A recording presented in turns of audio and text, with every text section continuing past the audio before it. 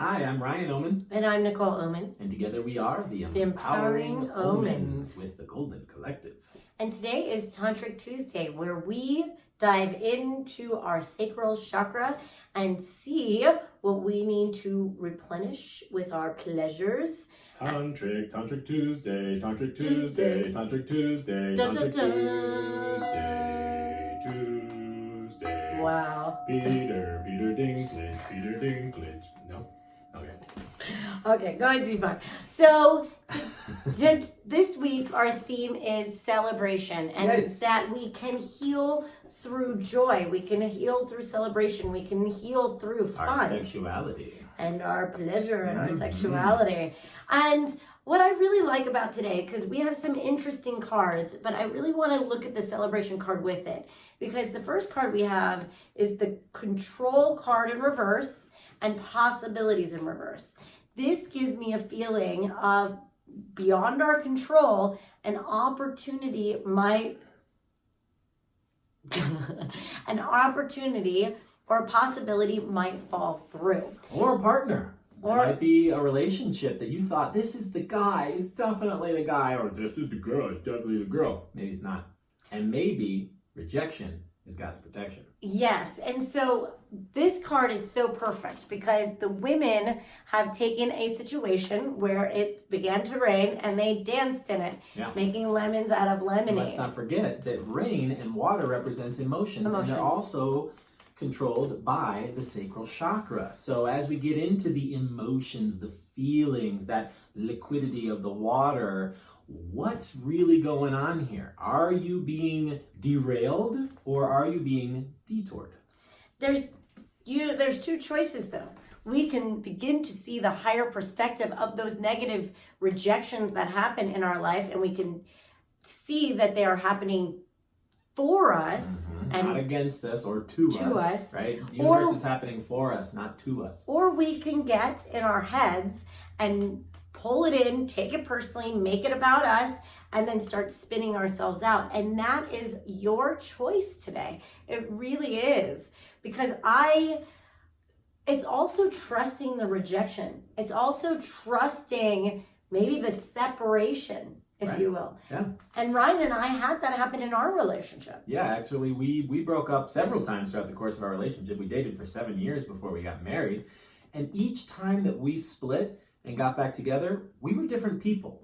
So when you are letting go of a relationship with another person, it doesn't necessarily mean that you are letting go of that relationship forever. It needs to change.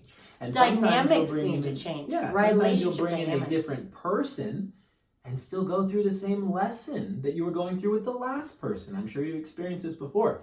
So I'm a firm believer that it doesn't matter who the person is, you're going to get the lesson that you are supposed to learn. And if you can celebrate that fact, you will be able to enjoy the process instead of resisting it so much. Now, breakups, there's a lot of grief to it, but there is a celebration of letting go of an old paradigm within you. If you're not being treated in the way that you're wanting to be treated, or you're not communicating, or whatever that might be, or you keep finding yourself in the same pattern and getting rejection, what you have to look at is the celebration of that falling apart, the dodging the bullet, if you will, or the celebration that you have a new opportunity to show up different. Yeah, you need to take ownership of what we call your 2%. If you're in a relationship, let's call it a bad relationship because you're broken up, right? 98% of it might be your partner's fault, but there's always at least 2% of it that's on your shoulders. Chances are it's probably more. If you can at least take responsibility for your 2%, that will lead you on the path of being able to claim ownership of your experience and then be able to move into a new experience. But if you don't claim ownership of your previous experience, it's just going to keep coming back around like an echo or a broken record. One of the modalities that I've been doing for many, many years now is a cord cutting, where I literally sever old emotional ties for people who have broken up, who have had negative relationship dynamics. But I always say this, because I get some people, I cut the cord, they're like, I feel the best that I've felt in years. And then all of a sudden they call me and they go, oh my God. I'm like, did you go see him? Yeah, 2 days later. Well, there wasn't enough time. There wasn't enough space. So what we do is we end up weaving the old relationship paradigm back into our life. Right. So just because we cut cords with somebody, we still have to do the inner work, the inner self-responsibility to end up weaving new relationship paradigms with that person or someone else. That is our responsibility, is what we weave. And let me tell you something, cords go both ways. One person is definitely not the only one weaving the cord. Totally. Another analogy I like to use in this cord cutting experience is, imagine if you were climbing a mountain, and then if you've ever seen a climber, they have these pins in the mountain, and they click into one pin, and that lets them get to the next place safely. Then when they click into the next pin, they have to disconnect from the previous pin. If you don't disconnect from that pin, you can't continue to climb up the mountain. So a lot of times you can't go on your you're journey. Ready for your next step, but you're still connected to your previous step, and you're not willing to let go and get into that next step. And sometimes that takes a leap of faith.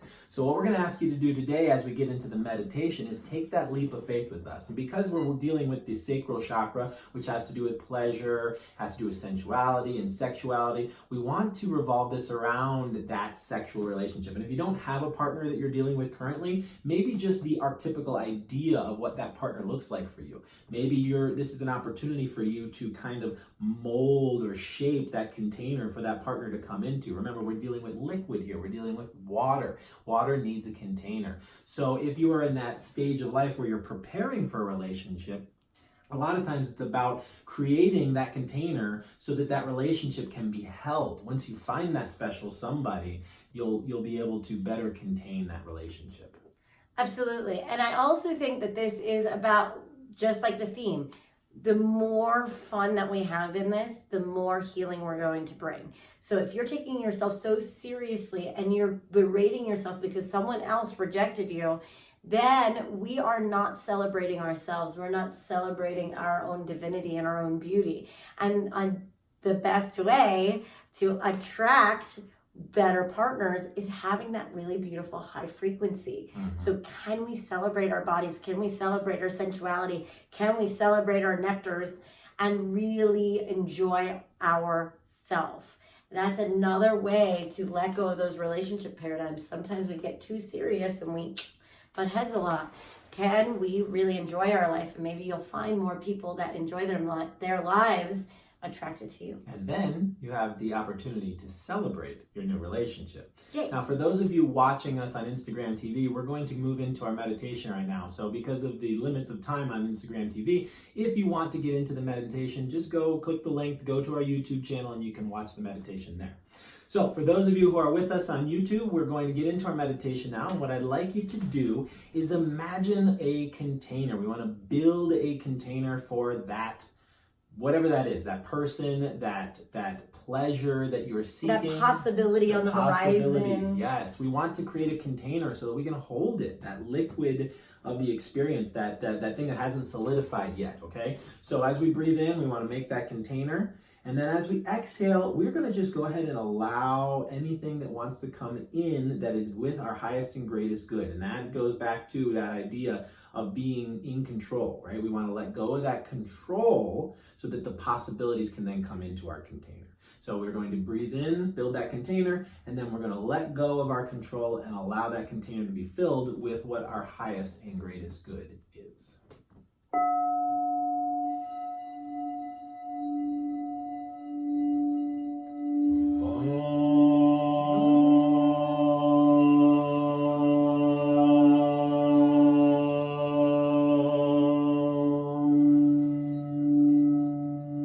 Open that beautiful orange lotus of the sacral, allowing yourself to open and trust.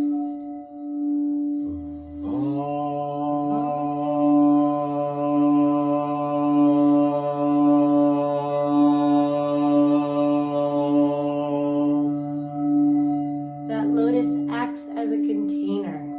Each petal represents an essence of yourself, the joy, the beauty that you will attract these new divine partners into your life.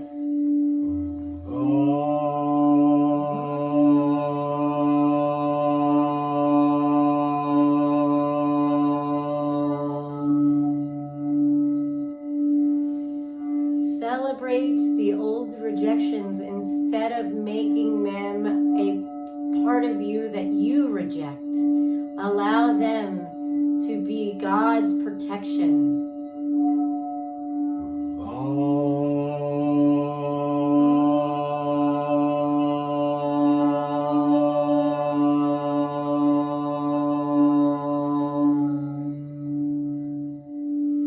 Celebrate your authenticity, your beauty, your truth.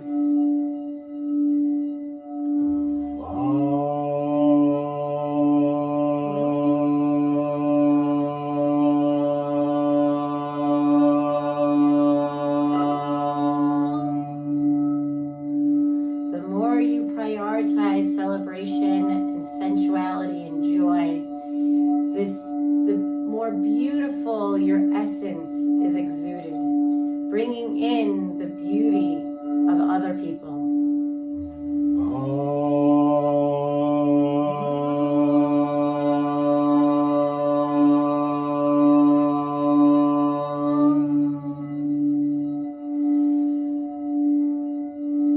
Feel into your beauty and see those who resonate with that same vibration to begin to come in.